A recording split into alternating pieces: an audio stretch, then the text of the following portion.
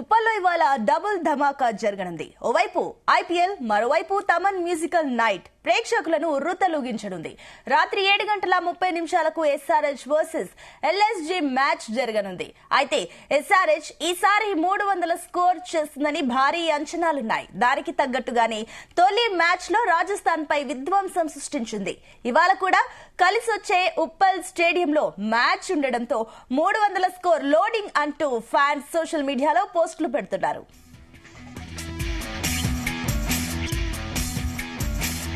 ఇక ఈ మ్యాచ్ లో భాగంగా స్టేడియంలో తమన్ మ్యూజికల్ నైట్ ఈవెంట్ జరగనుంది. వినోదానికి ఉర్రూతలూగించేలా సంగీతం జతకానుంది. దాంతో హైదరాబాద్ ఫ్యాన్స్ తగ్గేదేలే అంటూ మీమ్స్ వైరల్ అవుతున్నాయి.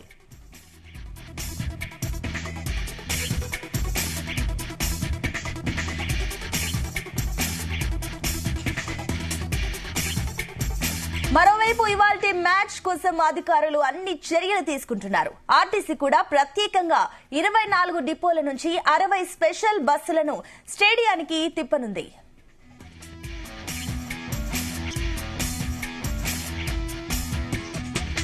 రైట్, ఇదే అంశానికి సంబంధించి మరిన్ని డీటెయిల్స్ మా క్రైమ్ బ్యూరో చీఫ్ రవితేజ అందిస్తారు. ఎస్ రవితేజ, ఈ రోజు ఉప్పల్లో డబుల్ ధమాకా ఉన్న డీటెయిల్స్.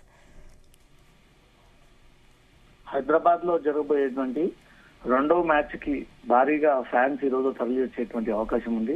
ఈ రెండో మ్యాచ్ కూడా Sunrisers Hyderabad Lucknow Super Giants match జరగబోతోంది కాబట్టి మొదటి రాజస్థాన్ రాయల్స్ సంబంధించిన మ్యాచ్ లో అనుకున్న దానికంటే కూడా ఎక్కువగా స్కోర్ సాధించినటువంటి ఎస్ఆర్హెచ్ అంతకు మించి ఈ సీజన్ లో తప్పనిసరిగా 300 రీచ్ అయ్యే ఒక టార్గెట్ తో ఎస్ఆర్హెచ్ ఇన్ని రోజుల పాటు ప్రాక్టీస్ చేసింది. వారి లక్ష్యం కూడా అదే అంటూ కూడా నిన్న నిర్వహించినటువంటి మీడియా సమావేశంలో బౌలింగ్ కోచ్ జేమ్స్ ఫ్రాంక్లిన్ కూడా అదే విషయాన్ని మీడియా ముందు స్పష్టం చేయడం జరిగింది. ఈ సీజన్ మొత్తంలో ఎస్ఆర్హెచ్ హైదరాబాద్ గ్రౌండ్ లో తప్పనిసరిగా 300 టార్గెట్ రీచ్ కాబోతోంది అనే ఒక విషయాన్ని నిన్న అఫీషియల్ గా అనౌన్స్ చేయడము, నిన్న మీడియా సమావేశం తర్వాత కూడా హైదరాబాద్ ఫ్యాన్స్ అంతా కూడా 300 లోడింగ్ 300 టార్గెట్ అంటూ కూడా సోషల్ మీడియాలో విపరీతమైనటువంటి వైరల్ ని కొనసాగిస్తా ఉన్నారు. ఈ రోజు ఎస్ఆర్హెచ్ మ్యాచ్ రెండోది ఒక రకంగా ఉంటే తమన్ మ్యూజిక్ లైవ్ షో ఇంకో ఎత్తుకి హైప్ క్రియేట్ చేసిందని అనుకోవాలి. ఈ రోజు తమన్ మ్యూజిక్ సందర్భంగా ఉప్పల్ స్టేడియంలో అన్ని వైపుల నుంచి కూడా స్పెషల్